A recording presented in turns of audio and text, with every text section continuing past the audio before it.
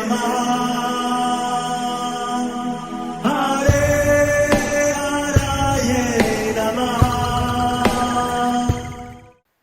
हरे कृष्णा जी, आप सबका बहुत बहुत स्वागत है। हमारे सारे कार्यक्रम इस्कॉन फाउंडर आचार्य हिज डिवाइन ग्रेस एसी भक्ति वेदांत स्वामी शिला प्रभुपाद जी को समर्पित है। मंगलाचरण आरंभ करते हैं। ओम नमो भगवते वासुदेवाय। ओम नमो भगवते वासुदेवाय। ओम नमो भगवते वासुदेवाय। ओम ज्ञानतिमिरान्धस्य ज्ञानाञ्जनशलाकया चक्षुरुन्मीलितं येन तस्मै श्रीगुरवे नमः। श्रीचैतन्यमनोऽभीष्टं स्थापितं येन भूतले स्वयं रूपः कदा मह्यं ददाति स्वपदान्तिकम्।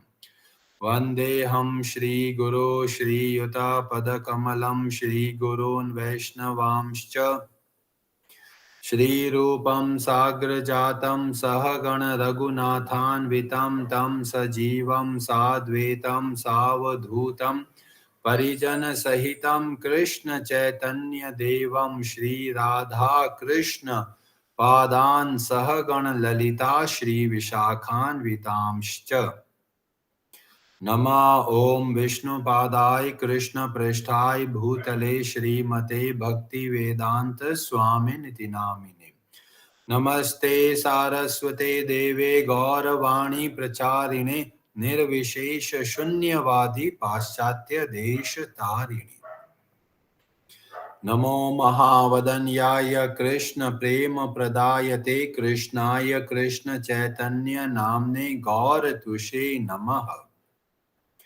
हे कृष्ण करुणा सिंधु दीनबंधु जगतपते गोपेश गोपिका कांत राधा कांत नमोस्तुते।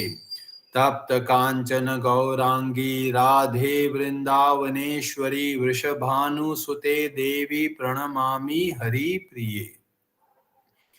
वाञ्छाकल्पतरुभ्यश्च कृपा सिन्धुभ्य एव च पतितानां पावनेभ्यो वैष्णवेभ्यो नमो नमः।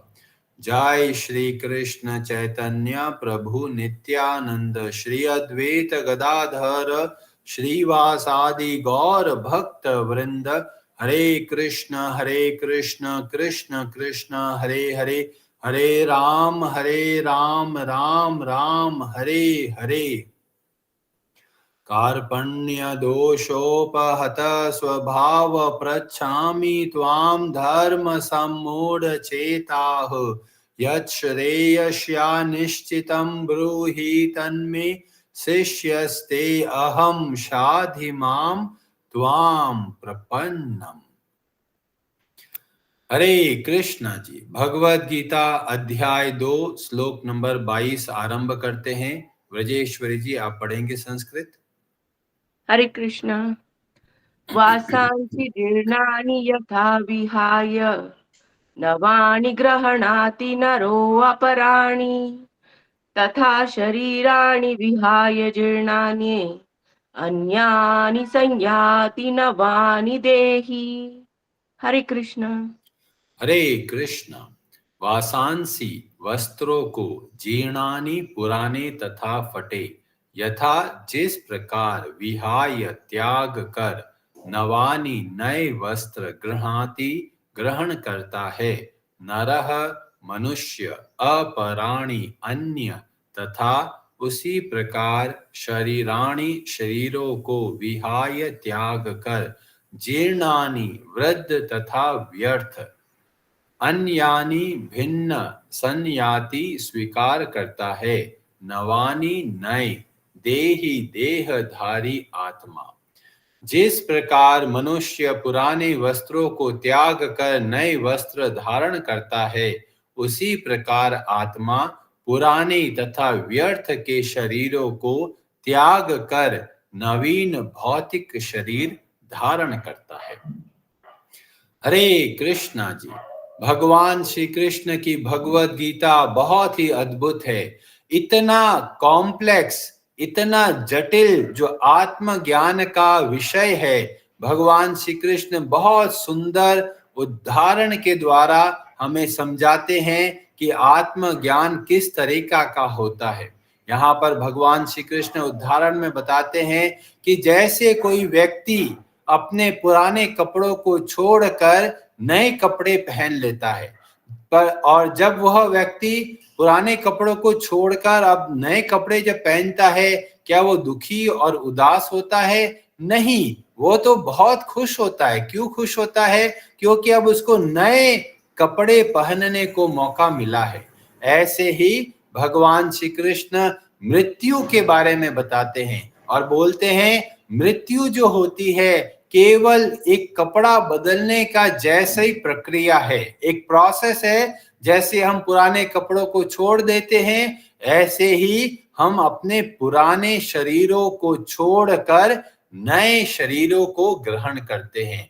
और इसीलिए भगवान ने पहले बोला था कि जो बुद्धिमान और विद्वान पंडित लोग हैं वे इसको शोक नहीं करते, क्योंकि जब पता चलता है कि यह वास्तव में कोई वस्त्र बदलने जैसी प्रक्रिया है तो कोई दुख और चिंता की बात हो ही नहीं सकती, बल्कि लोग तो खुश होते हैं कि अब जो पुराना शरीर है जो खराब हो गया है, काम नहीं कर रहा है, घुटनों में दर्द हो रहा है, आंखें से दिखाई नहीं दे रहा, दांत सब चले गए हैं, खाया नहीं जा रहा, पचाया नहीं जा रहा, रहा नहीं जा रहा, सोया नहीं जा रहा, ऐसे शरीर को छोड़कर कोई अच्छा शरीर मिल रहा है।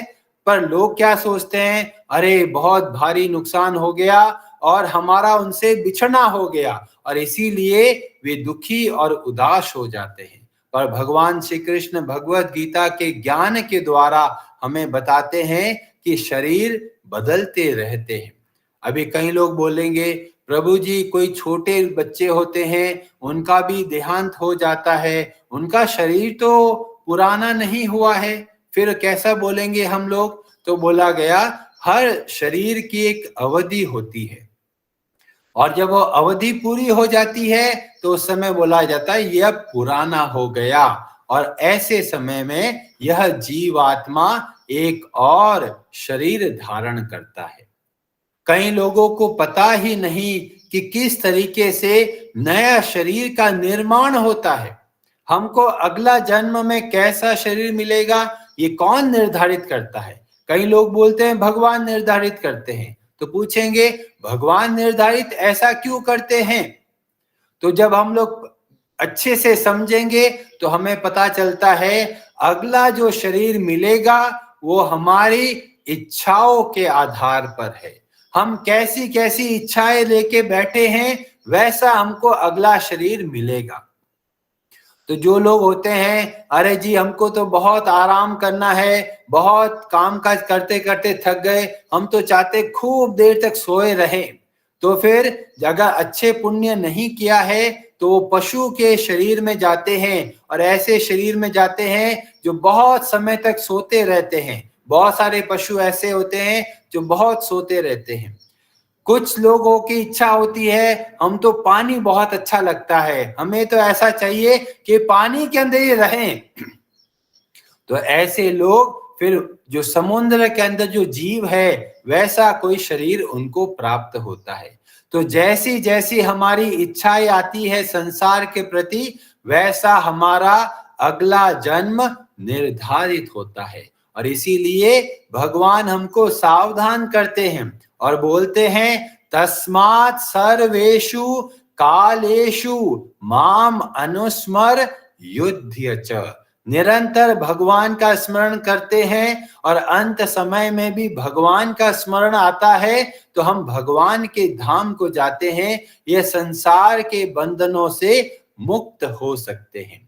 और इसलिए ये बहुत महत्वपूर्ण जीवन हमको मिला है। इस जीवन के द्वारा हम संसार के बंधनों से बाहर भी निकल सकते हैं या फिर वापस इस संसार में फंसे हुए रह सकते हैं।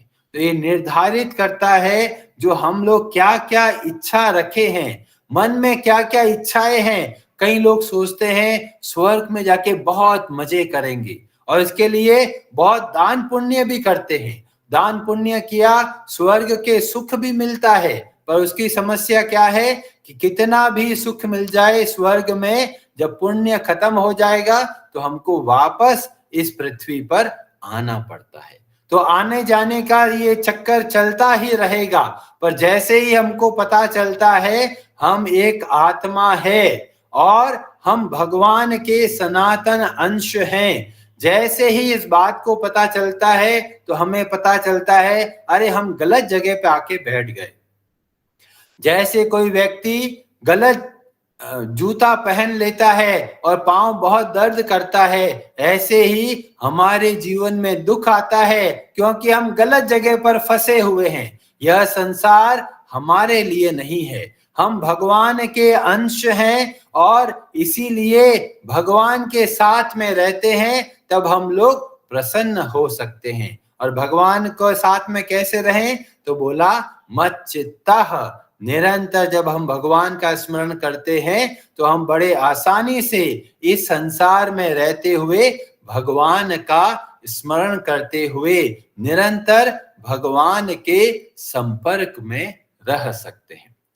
महाभारत के अंदर एक बहुत अद्भुत कथा देखने को मिलती है। उसके अंदर अनुशासन पर्व के अंतर्गत दान धर्म पर्व है, उसका अध्याय 117 में वर्णन मिलता है कि एक कीड़ा हो रहा है, वो जा रहा होता है और बहुत डरा हुआ होता है, घबराया हुआ भाग रहा होता है। इतने में ही वेद व्यास जी वहां पर आते हैं और वेद व्यास जी उस कीड़े की हालत को देखकर बहुत दया करते हैं और उसी भाषा में उस कीड़े से बात करते हैं। वेद व्यास जी पूछते हैं, अरे तुम इतना घबराए हुए क्यों जा रहे हो?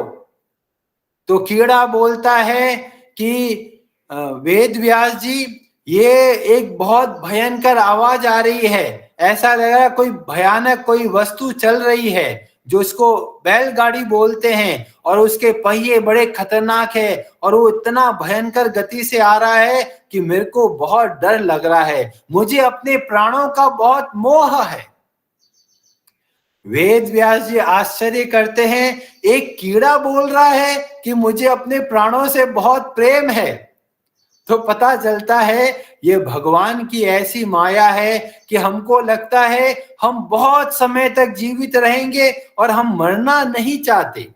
और ये भाव क्यों आता है? क्योंकि हम वास्तव में सत चित और आनंदमय हैं। सत्य का मतलब है सदैव रहने वाले।